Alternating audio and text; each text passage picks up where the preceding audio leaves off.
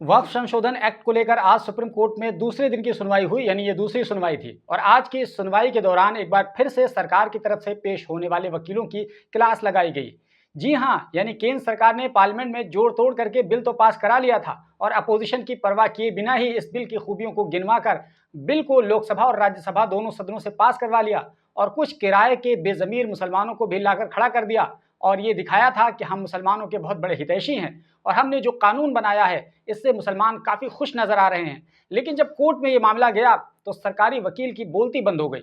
Solicitor general Tushar Mehta, जो कि सरकार की तरफ से पेश हुए थे, वो सुनवाई के दौरान सीजीआई को बहुत ज़्यादा कन्विंस करने की कोशिश कर रहे थे, लेकिन कर नहीं पाए थे। कल भी और आज भी कोशिश करते रहे, लेकिन सुप्रीम कोर्ट उनकी बातों से सहमत नहीं हुआ और सुप्रीम कोर्ट ने कल और आज मिलाकर इन दोनों दिनों में यह दिखा दिया कि कानून की आने वाले दिनों में क्या कुछ हालत होने वाली है। आज की इस सुनवाई में सरकारी वकील की बहुत कोशिश करने के बावजूद भी सीजीआई बस एक ही बात पर अड़े रहे कि जब तक ये मामला सुप्रीम कोर्ट में चल रहा है तब तक इस नए कानून के सेक्शन को लागू नहीं किया जाएगा। और साथ ही सीजीआई ने एक बार फिर से सरकारी वकील को ये कहने पर मजबूर किया कि वह कानून के ये सेक्शंस लागू नहीं किए जाएंगे, यानी आप ये बात कहिए रिकॉर्ड में। तो इस पर तुषार मेहता को ऑन रिकॉर्ड आज सुप्रीम कोर्ट के सामने ये बातें कहनी पड़ गई। तो तुषार मेहता ने जो कहा उनमें से पहली बात ये थी कि जब तक ये मामला कोर्ट में सुनवाई के लिए चल रहा है तब तक वक्फ बोर्ड जो कि स्टेट लेवल का होता है इसमें और वक्फ काउंसिल जो कि केंद्र लेवल का होता है इसमें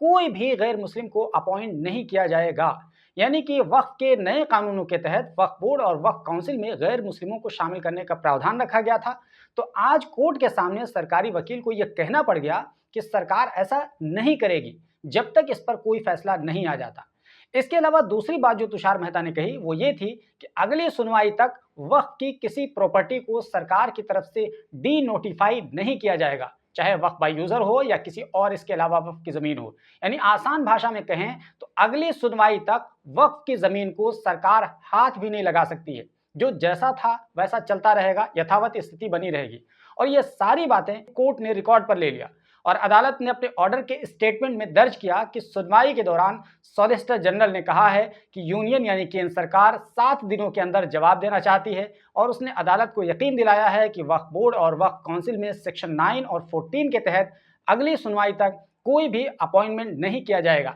इसके साथ ही वक्फ बाय यूजर या कोई भी वक्फ जो नोटिफाइड किया जा चुका है उसको ना तो डी नोटिफाई किया जाएगा और न ही कलेक्टर तब्दील होगा। हम बयान रिकॉर्ड पर लेते हैं। इसके बाद chief justice of India Sanjeev Khanna, justice Sanjay Kumar और जस्टिस के.वी. विश्वनाथन पर मुश्तमिल 3 जजों के बेंच ने जो इसकी सुनवाई कर रही थी इस मामले को अगली समाअत के लिए पोस्टपोन कर दिया और अगली सुनवाई की तारीख 5 मई दोपहर 2 बजे रख दी गई, क्योंकि सरकारी वकील यानी सॉलिसिटर जनरल तुषार मेहता बार बार सीजीआई से समय मांग रहे थे और कह रहे थे कि हमें 7 दिन का समय दे दीजिए और इसी को देखते हुए सीजीआई ने उन्हें 7 दिन का समय दे दिया। अब 7 दिन के बाद वो कोर्ट में अपना जवाब दाखिल करेंगे, उसके बाद अपोजिशन के वकीलों की तरफ से भी इसको पढ़ा जाएगा, देखा जाएगा और जज साहिबान भी इसको देखेंगे, पढ़ेंगे और पढ़ने के बाद में इस पर 5 मई को दोपहर 2 बजे एक बार फिर से इसकी सुनवाई की जाएगी। तो अगर आज की सुनवाई को एक जुमले में समेटना चाहें तो आप समझ सकते हैं कि केंद्र सरकार सुप्रीम कोर्ट के सामने टाएं टाएं फिश हो गई, आप ये जुमला कह सकते हैं। इसके अलावा कोर्ट ने इसके कॉज टाइटल को भी तब्दील कर दिया है और अब इसे री वक्फ अमेंडमेंट कर दिया गया है।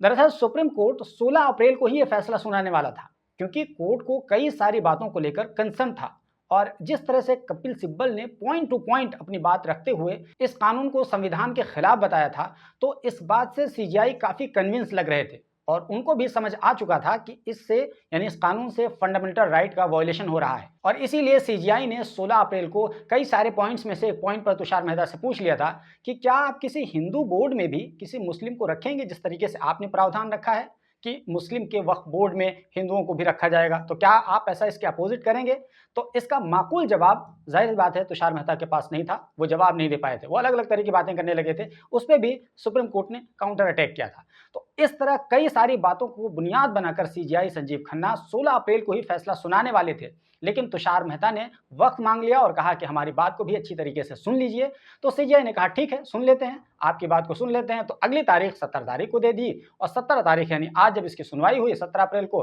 तो तुषार मेहता और उनके दूसरे वकीलों की बातें सुनी तो गई, लेकिन उनकी बातों में कोई खास दम नजर नहीं आया। वो आज भी इसी तरह की घिसी पिटी बातें कर रहे थे जो पहले कर रहे थे और वो कह रहे थे कि माय लॉर्ड, हमें लाखों की संख्या में नुमाइंदगियाँ मौसूल हुई हैं और इसके बाद इसमें बहुत सारे संशोधन किए गए हैं और ये कानून मुस्लिम कम्युनिटी की भलाई के लिए बनाया गया है और अगर ये कानून लागू नहीं होगा तो इससे बड़ी संख्या में लोग प्रभावित होंगे, वगैरह वगैरह इसी तरह की बातें कर रहे थे। यानी तुषार मेहता ने ये भी कोर्ट से कहा कि माय लॉर्ड, अगर आप कहें तो कई सारे हम एग्जाम्पल ऐसे दिखा सकते हैं जहाँ मुस्लिम कम्युनिटी की इस तरह की हालत है और वह कोर्ट ने कुछ भी नहीं किया है। तो इसके बाद सीजीआई ने कहा कि तो इस तरह कई सारी पॉजिटिव स्टोरीज भी तो निकल के आ जाएंगे, तो फिर आप क्या करेंगे? यानी कि सीजीआई ने तुरंत काउंटर अटैक किया। इस पर तुषार मेहता एक तरीके से खामोश हो गए, सन्नाटे में आ गए। यानी कि जो बातें केंद्र सरकार लोगों के सामने कह रही थी और उनको वो तमाम बातें कह करके अपना हमख्याल बनाने की कोशिश कर रही थी, कमोबेश इसी तरह की बातें तुषार मेहता भी सुप्रीम कोर्ट में कहकर कोर्ट को भी हमख्याल बनाने की कोशिश कर रहे थे। लेकिन जाहिर सी बात है, कोर्ट इस तरह की बातों से तो इन्फ्लुएंस होता नहीं है,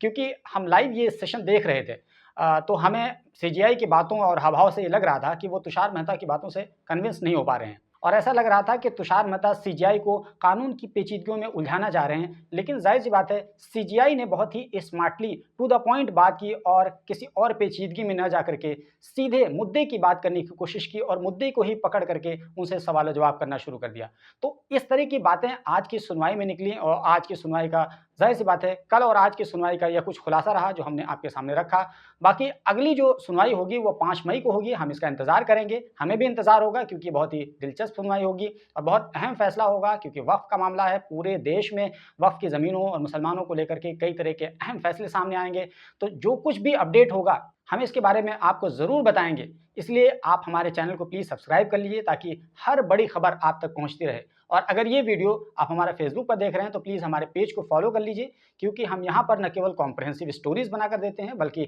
इंटरेस्टिंग व्लॉग्स के कंटेंट भी बनाकर दे रहते हैं।